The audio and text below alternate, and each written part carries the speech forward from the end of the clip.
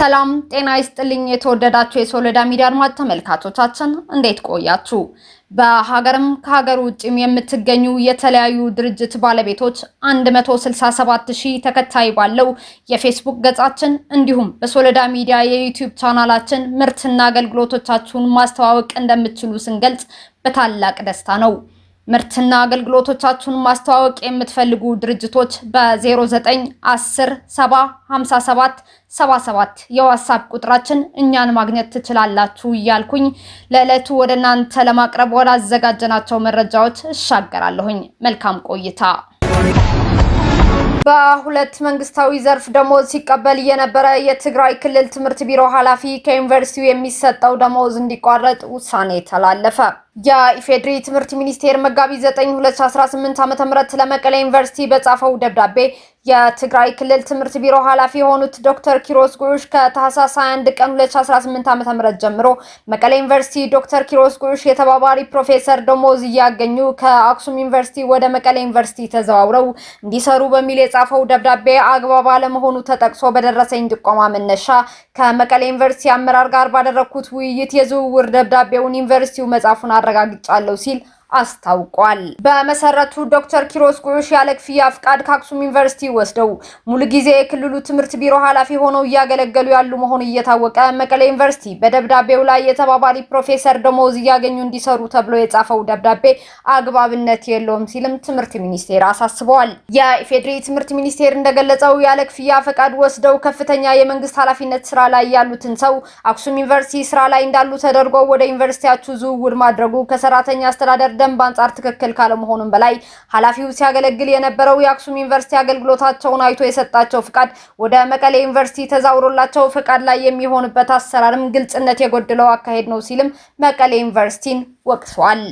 የአክሱም ዩኒቨርሲቲ በዚህ ሂደት ውስጥ የነበረው ድርሻም ግልጽ አይደለም ያለው ትምህርት ሚኒስቴር ስለሆነም ለኃላፊው የጻፋችሁት ደብዳቤ በአስቸኳይ እንድታነሱ፣ ሌሎች በዚህ አካሄድ የተደረጉ ዝውውሮች ካሉ እንዲታረሙና ለወደፊትም ተመሳሳይ ስህተት እንዳይደገም ተገቢውን ጥንቃቄ እንድታደርጉ በጥብቅ አስታውቃለሁ ሲል መቀሌ ዩኒቨርሲቲን አስጠንቅቋል።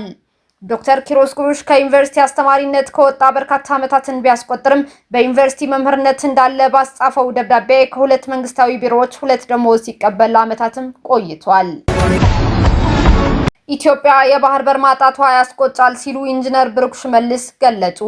ኢትዮጵያ ካላት ሰፊ የህዝብ ብዛት የቆዳ ስፋትና ለባህር ካላት ቅርበት አንጻር የባህር በር ማጣቷ የሚያስቆጭ መሆኑን የግሪኩ ቲና ማሪስ የመርከብ ድርጅት የኢንጂነሪንግ ክፍል ኃላፊ ኢንጂነር ብሩክ ሽመልስ ገልጸዋል። ኢንጂነሩ እንደገለጹት ባለፉት 15 ዓመታት በዓለም አቀፍ የመርከብ ድርጅት ውስጥ ሲሰሩ ለሀገራቸው ሁልጊዜ የሚመኙት የባህር በር እንዲኖራት ነው ብለዋል። ለአንድ ሀገር የባህር በር መኖር ያለውን ዘርፈ ብዙ ጥቅም በሌሎች ሀገራት ተሞክሮ ማየታቸውን ጠቅሰው የኢትዮጵያ የባህር በር ፍላጎት ተገቢው መሆኑንም አስረድተዋል። መንግስት የኢትዮጵያን የባህር በር ለማግኘት የጀመረው እንቅስቃሴ በሰላማዊ መንገድና ከጎረቤት ሀገራት ጋር በመግባባት እውን እንደሚሆን ያላቸው እምነት የገለጹት ኢንጂነር ብሩክ ይህ ስኬት በርካታ የስራ ዕድል ከመፍጠሩም በላይ በሀገር ኢኮኖሚ ላይ ትልቅ መነቃቃት እንደሚያመጣም ተናግረዋል። በተለይም ለወደብ ኪራይ የሚወጣውን ከፍተኛ የውጭ ምንዛሬ በማስቀረት ያንን ሀብት ወደ ሌሎች የልማት አማራጮችና የመሰረተ ልማት ግንባታዎች ለማዋል እንደሚያስችልም በዝርዝር አብራርተዋል። ኢትዮጵያ የባህር በር ባለቤት ለመሆን የጀመረችውን እንቅስቃሴ አጠናክራ ማስቀጠል እንዳለባት የጠቀሱት ኢንጂነር ብሩክ በሀገሪቱ ዙሪያ ካሉ ጎረቤት ሀገራት ጋር በኪራይ በጋራ መስራት እንዲሁም በሌሎች ዲፕሎማሲያዊ መንገዶች ኢትዮጵያ የባህር በር እንዲኖራት ማድረግ እንደሚቻልም ጠቁመዋል።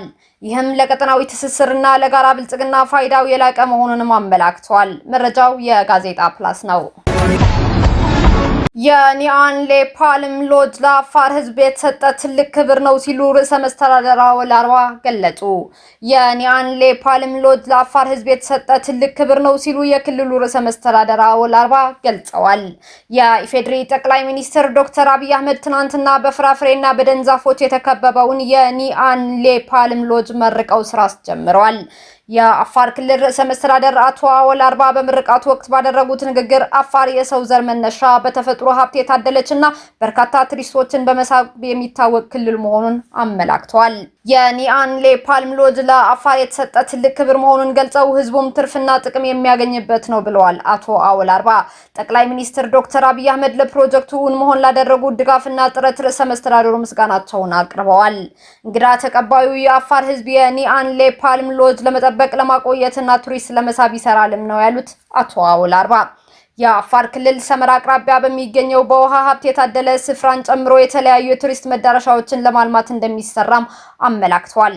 ሁሉም አካላት የሰው ዘር ቅሪተ አካል ሉሲ የተገኘባትን አፋር ክልል በማልማት የበኩላቸውን ድርሻ እንዲወጡም ጥሪያቸውን አቅርበዋል። የኢትዮጵያ ኤሌክትሪክ አገልግሎት የአርባ ምንጭ ሪጅን በደቡብ ኢትዮጵያ ክልል ጋሞ ዞን በደረሰው የተፈጥሮ አደጋ ኃይል ተቋርጦባቸው ለነበሩ አካባቢዎች ጊዜያዊ መስመር በመዘርጋት ኃይል እንዲያገኙ እያደረገ መሆኑ አስታወቀ። በደረሰው የመሬት መንሸራተትና የጎርፍ አደጋ በአርባ ምንጭ ከተማ ብቻ 70 ምሰሶዎች ከ4 ኪሎ ሜትር በላይ የመካከለኛ መስመር ውድመትና 4 የኤኤምአይ ቆጣሪዎች በጎርፍ ተወስደዋል። በአርባ ምንጭ ዙሪያ በገረሴ፣ ከምባ፣ ጨንቻና ምዕራብ አባያ ወረዳዎች በድምሩ ከ150 በላይ ምሰሶዎች እንዲሁም 10 ኪሎ ሜትር የመካከለኛ መስመር ውድመትም ደርሷል። በተጨማሪም በአርባ ምንጭ ከተማ ቁጥር 1 ማዕከል ግምጃ ቤት አዲስ ኃይል ጠያቂ ደንበኞችን ተጠቃሚ ለማድረግ የተቀመጡ 155 ምሰሶዎች በጎርፍም ተወስደዋል።